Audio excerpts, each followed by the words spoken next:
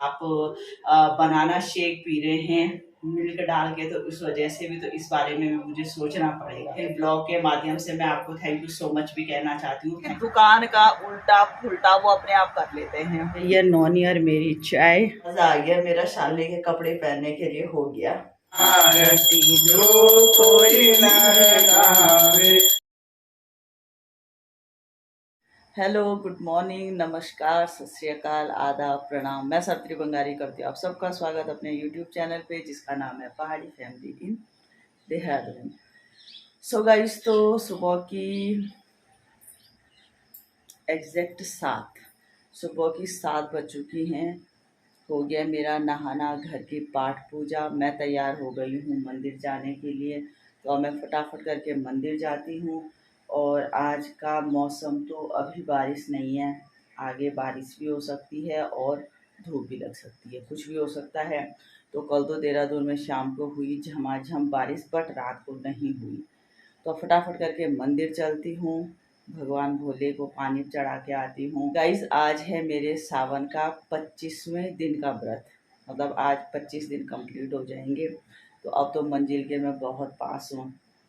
16 तारीख को सावन ख़त्म है, उसी दिन मंदिर में मैं हवन करवाऊँगी, पूजा करवाऊँगी, और उसी दिन मेरे व्रत लास्ट होंगे।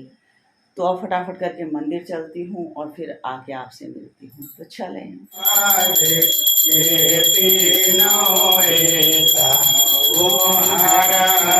हर महादेव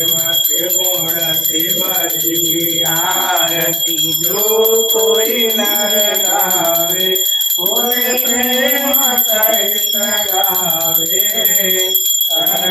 शिवानंद स्वामी मन भगत हरि, हर स्वामी मन वांछित फल पावे।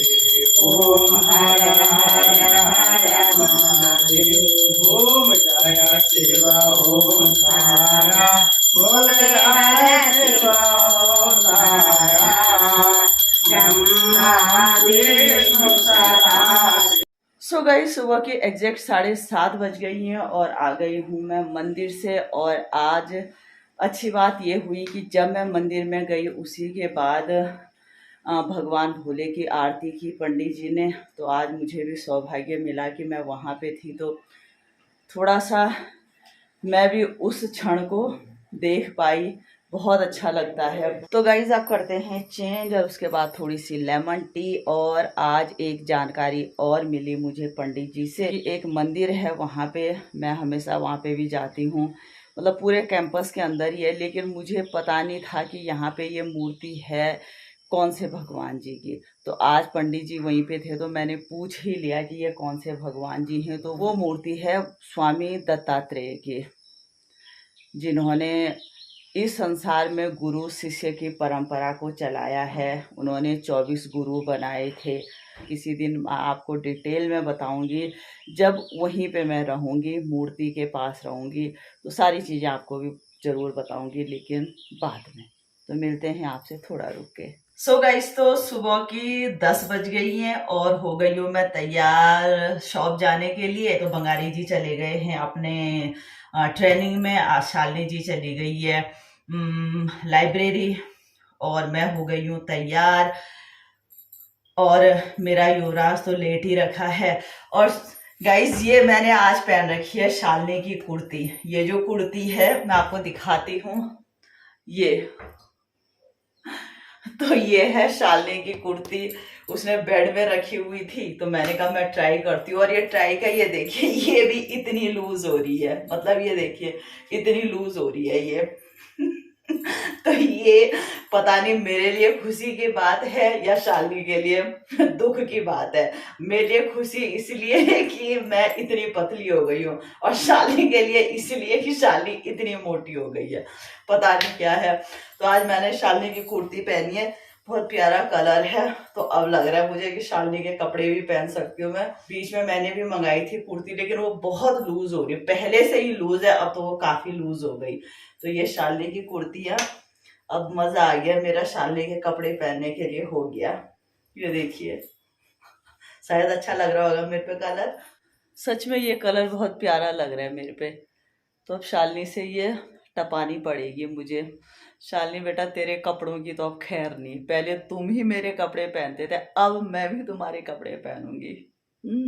फ्रेंड्स आ गई हूँ मैं शॉप पे, काफ़ी पहले आ गई थी। तो हो गई है मेरी पाठ पूजा, दुकान की प्रॉपर सफाई। आज बाहर की सफाई भी करनी थी तो वो भी हो गई है। दुकान को भी बिल्कुल साफ़ कर दिया है। अब थोड़ा सा रिलैक्स बैठ गई हूँ मैं। देखते हैं आज का दिन कैसे कैसे जाता है शॉप का।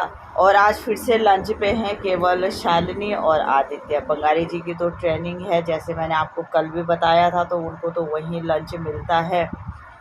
तो आज दोनों लोग हैं। अब देखते हैं कि क्या डिमांड करते हैं मेरे बच्चे, दाल चावल की करते हैं या कुछ और डिमांड होती है। सो गाइस दिन की 1 बज गई है और आ गई हूँ मैं घर लंच तैयार करने के लिए। और अभी मेरे लाल का मेरे को फोन गया कि मेरे लिए यिप्पी ले, यिप्पी क्या बोलते हैं इसको, मेरे लिए यिप्पी लेके आ। अब ये होती है वो यिप्पी, ये देखिए, ये शौक है मेरे बेटे के। और अभी लंच टाइम है, पुलाव बनाना है। शालिनी जी को मैसेज किया तो उन्होंने कहा कि पुलाव बनाइए, और पुलाव के लिए ये देखिए मैं मूंगफली लेके आई हूँ। मेरा काम बस इनकी डिमांड ही पूरी करना है और कुछ नहीं। अब सबसे पहले सर की यिप्पी बनेगी, उसके बाद सर लंच करेंगे, ये काम है इनके। तो फटाफट करके चेंज करती हूँ और पुलाव तैयार करती हूँ। ओए गधे, अपने लिए खुद बना यिप्पी टिप्पी, मैं नहीं बनाऊंगी। जितने ये बच्चे बड़े हो रहे हैं ना, उतना ही ये परेशान कर रहे हैं। उसमें सबसे पहला नंबर है मेरे बेटे का। बेटियां तो मेरी बहुत अच्छी हैं, लेकिन ये इतना, जितना बड़ा हो रहा है उतना लापरवाह हो रहा है, बहुत लापरवाह। आजा कुत्ता कहीं का। सो गाइस, तो ये रहा नौनी जी, इधर देख ले जरा, देखिए कितना सुंदर बच्चा है। और ये देखिए नौनी जी की बन रही है मैगी।